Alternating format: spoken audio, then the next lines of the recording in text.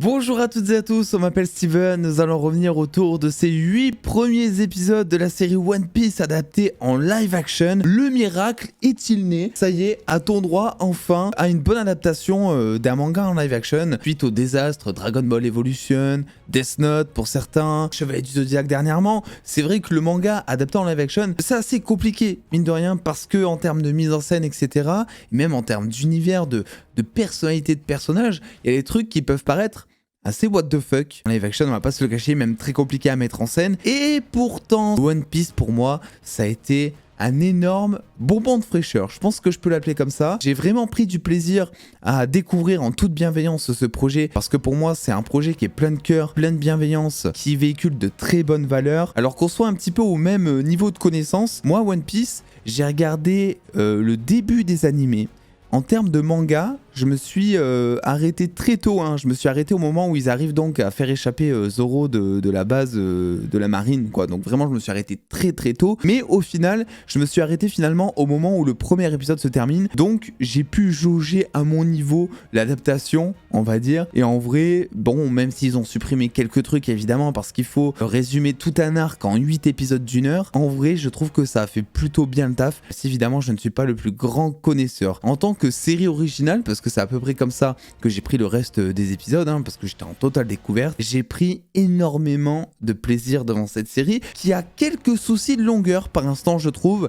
Il y a des épisodes qui sont plus ou moins mal rythmés. Malgré tout, j'ai aimé le découpage de la série, qui vraiment te présente, on va dire, en gros, un boss par épisode, avec des boss qui sont tous plus excentriques les uns que les autres. Ils ont tous une très forte personnalité et c'est grâce à ça que fonctionne One Piece, je pense. C'est que ça va fonctionner par la personnalité, parce que tout le concept de la série, c'est un concept finalement de limite de rêve américain. C'est pour ça que ça fonctionne. C'est l'ascension finalement de Luffy qui veut devenir le roi des pirates, mais aussi de son équipage, puisque chaque membre de l'équipage finalement a un rêve. Et c'est pour ça que c'est plaisant de suivre cette série. Et je pense que c'est aussi pour ça que le manga et l'anime ont un énorme succès. C'est que c'est un projet inspirant. Quand on le voit, on a envie d'aller au bout de ses idées, d'aller au bout de ses rêves. Et c'est ça que j'ai réussi à retranscrire moi aussi dans cette série. Alors malgré tout, on a, je crois, alors j'ai regardé un petit peu, mais j'ai l'impression que ça dépend des sources, etc. Grosso modo, on a un budget par épisode qui varie entre 14 et 18 millions de dollars, qui est quand même assez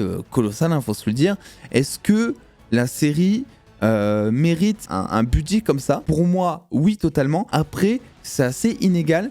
Parce que autant il y a des épisodes où tu vas te taper de la grosse scène d'action, des batailles navales, des gros plans d'ensemble avec des bateaux, etc. Et c'est vraiment pas dégueu pour le coup. Et moi, ça me redonne vachement du plaisir et de l'espoir concernant les séries Netflix qui dernièrement, voilà, ces dernières années, bon, scénaristiquement déjà, c'était peu intéressant selon moi, malgré quelques pépites. En plus, même en termes de CGI, généralement, bon, ça piquait un peu les yeux, quoi, tu vois, même les gros projets, les gros films qui sont sortis sur Netflix, par exemple, avec Gal Gadot, Dwayne Johnson et tout, ça piquait un peu les yeux, tu voyais les fonds verts et tout. Là, je trouve que One Piece, la CGI, franchement, il n'y a rien trop à redire. Il y a des monstres, etc., qui sont plutôt bien faits. Le petit reproche que je peux faire, c'est par contre concernant peut-être certains costumes, je pense aux hommes requins, on va dire. Tu vois que c'est un costume, quoi, tu vois, mais je trouve ça quand même assez bien qu'ils aient décidé de faire ça en costume pratique, parce que je pense qu'en CGI, s'ils avaient fait par exemple de la motion capture, je pense que ça aurait pas été du tout. Après, je sais pas en termes d'adaptation, tout ça, si les personnages ressemblent vraiment à l'animé, même si bon, j'ai pu regarder quelques trucs, mais j'ai l'impression que ça colle. Les effets spéciaux sont bien quand ils sont là, par contre je trouve que c'est assez mal rythmé. T'as des épisodes où tu vas te retrouver, comme je l'ai dit, avec plein de scènes d'action, etc., qui sont bien, mais t'as des épisodes où parfois tu vas être vraiment dans le même décor pendant quasiment tout l'épisode, entre quatre murs, etc. Et il y a eu quelques longueurs. Moi j'ai trouvé qu'il y avait quelques longueurs, pas des longueurs qui sont désintéressantes pour le coup, mais tu sentais par instant que t'avais des épisodes qui passaient plus vite que d'autres. Et en termes de casting maintenant, bon, même si j'ai pas évidemment tout lu, moi je trouve que ça colle. Moi je trouve que Zoro, je les limite, bon après j'ai pas lu, j'ai pas regardé beaucoup One Piece comme je vous l'ai dit en début de vidéo, mais Zoro je l'ai même trouvé limite plus charismatique dans cette série que dans l'anime que j'ai vu, quoi, tu vois. Je le trouve incroyable. Et de ce que je connais du personnage, ils l'ont plutôt bien réussi. Il y a que Nami, où Nami, j'avais cette... alors je sais pas, encore une fois, c'est un néophyte qui parle, hein. Mais Nami, j'avais cette sensation, vous savez, de... Quand j'ai regardé l'anime ou quand j'ai lu mes premiers mangas, j'avais cette sensation que c'était beaucoup plus... Enfin, elle avait toujours cette personnalité, mais elle avait une personnalité aussi type Crocosdom, dans le sens où elle arrivait très très bien, je trouve, à manipuler tout et n'importe quoi pour arriver à ses fins. C'était une très grande manipulatrice, une très grande espionne aussi. Même moi, je la prenais beaucoup plus comme une espionne que comme une navigatrice à l'époque. Et là, je trouve qu'ils ont un tout petit peu mis cette facette de Nami en mode Crocosdom, on va dire. Même si je trouve qu'elle fait... En fait, ils l'ont beaucoup plus humanisé, mais je pense aussi pour les besoins de la série, parce qu'il faut aller très vite. Ils ont opté pour quelque chose qui est assez intéressant et assez intelligent pour le coup, c'est que on va avoir deux temporalités dans cette série, dans quasiment chaque épisode. C'est-à-dire que on va avoir le moment présent avec le fil rouge conducteur, et on va avoir à chaque fois un épisode qui va en fait nous présenter des flashbacks du personnage, son enfance en général, pour montrer un petit peu comment est-ce qu'il en est arrivé là, comment est-ce qu'il a obtenu cette personnalité, et aussi surtout pour le développer, pour l'humaniser. Et en vrai, c'est plutôt bien rythmé là-dessus. Est-ce que cette série donne envie de regarder One Piece ? Oui. D'ailleurs, de ce que j'ai demandé sur Twitter, si jamais ça vous intéresse, mais évidemment à vérifier parce que je ne suis pas expert, mais de ce que beaucoup ont l'air de dire, il faut commencer One Piece, si vous voulez continuer One Piece en animé à partir du moment où la fin où il y a la fin de saison là ici présente. Il faut commencer aux alentours de l'épisode 45-46 de One Piece. Donc voilà, si ça peut aider certains, parce que moi je sais que voilà, maintenant que je n'ai plus trop de séries à regarder, dans l'actu en tout cas, je pense que je vais m'y mettre parce que j'ai pas du tout envie d'attendre la saison 2 pour voir la suite. Puis c'est une bonne occasion aussi parce que j'avais déjà regardé One Piece, j'ai déjà essayé de regarder One Piece tout début, mais c'était beaucoup trop long. Là ça m'a vraiment mis sur la route de One Piece, donc on va voir si je vais m'y tenir, on va voir si je vais continuer, parce que je sais que c'est quand même un animé qui a plus de 1000 épisodes et que ça va être compliqué. Alors concernant Luffy, c'est pareil, pour moi il est incroyable. Enfin tous les personnages en vrai sont incroyables.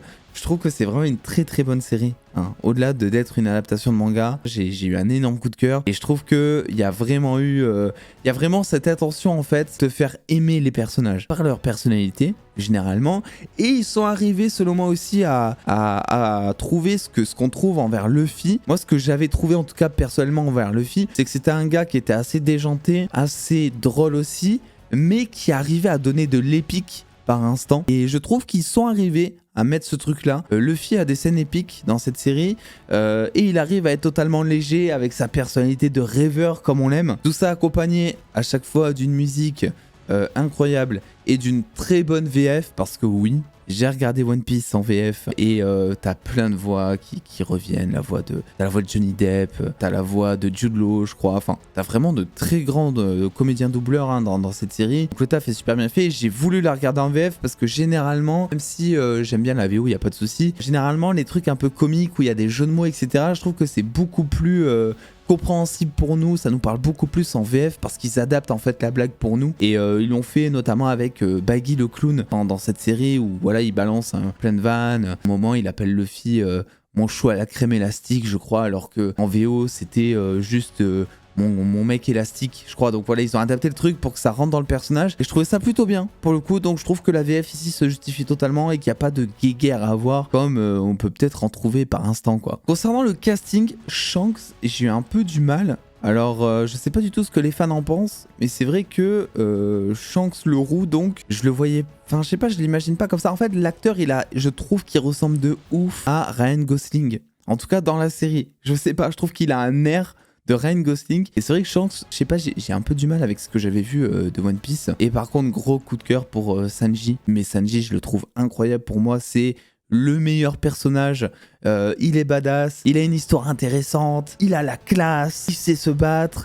Sa rivalité avec Zoro est super intéressante aussi. Tu vois que c'est un mec qui kiffe les meufs, et enfin il y a vraiment le délire manga en fait dans la série, sans non plus faire trop de cheapos, parce que c'est souvent un peu le risque quand tu veux trop adapter un manga, c'est que c'est tellement déjanté les mangas par instant, tu peux te retrouver avec des trucs qui te paraissent irréels. Et en vrai je trouve qu'ils ont plutôt bien réussi à trouver cet équilibre dans la série. Alors je sais, le reproche qu'on pourra trouver à cette série, c'est qu'en fait ils ont coupé plein de choses par rapport au manga. Je sais pas s'ils ont adapté des trucs, dans le sens où, je sais pas, peut-être que certains vont me dire oui mais ce personnage il était là, mais normalement il devrait pas être là, il devrait être ailleurs et tout. Peut-être qu'ils ont adapté des trucs créativement, je sais pas. Par contre, je sais qu'ils ont coupé des choses. Limite, il faut résumer, je crois, 50 épisodes en 8 épisodes, quoi, tu vois. Donc, c'est normal qu'ils coupent des trucs et qu'il y ait certains personnages secondaires qui passent à la trappe, même qu'ils sont intéressants. Mais je trouve que j'ai pas eu cette sensation de manque. C'est un peu le risque, vous savez, normalement, quand on adapte une longue histoire comme ça en 8 épisodes, on l'a vu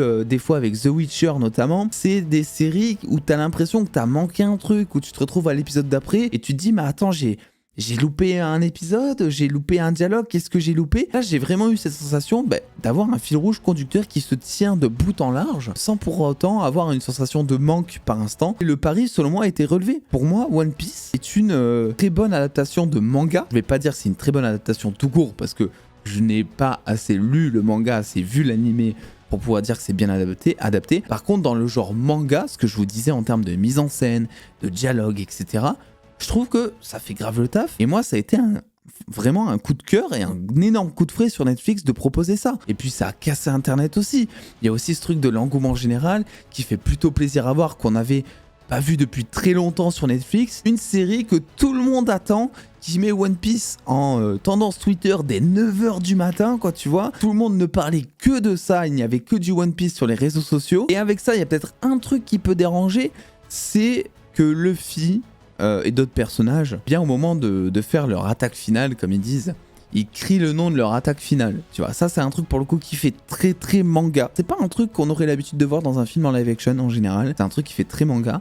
Mais même ça, c'est bien adapté, même ça, c'est assumé. Et vu que c'est assumé, et au début, même si la première fois, tu peux te dire, ok, c'est Luffy, c'est bizarre, voilà. Tu sens quand même qu'il y a d'autres personnages qui se mêlent à tout ça. En même temps, t'as Zoro qui a un peu la voix du spectateur à ce moment-là et qui dit non, mais c'est bizarre de créer le nom comme ça d'une attaque finale, t'as l'air ridicule, tout ça. Mais au final, plus ça avance et plus t'y crois, vu que c'est assumé. Et donc ça fait plutôt plaisir. Donc écoutez, voilà, pas de partie spoiler, j'en ai pas vraiment besoin. Vous avez tous compris finalement que j'avais adoré cette série. Donc n'oubliez pas le pouce bleu et l'abonnement évidemment. N'hésitez pas à me dire ce que vous avez pensé de la série. D'autant plus si vous êtes fan de One Piece de base. J'aimerais vraiment avoir votre avis. Même si vous écrivez des pavés, c'est pas grave, je lirai votre commentaire pour savoir un petit peu les différences, ce que vous avez apprécié et tout. Et puis moi je m'en vais regarder l'animé de One Piece. Peut-être qu'on en parlera sur la chaîne, j'en sais rien. J'ai pas prévu d'en parler, hein. À vrai dire, je fais pas ça pour en parler. Mais juste j'ai trop envie de découvrir la suite, d'autant plus que de ce que j'ai compris ça va me tenir en haleine pendant un moment. Donc voilà, des bisous tout le monde, passez une très bonne journée et à très vite.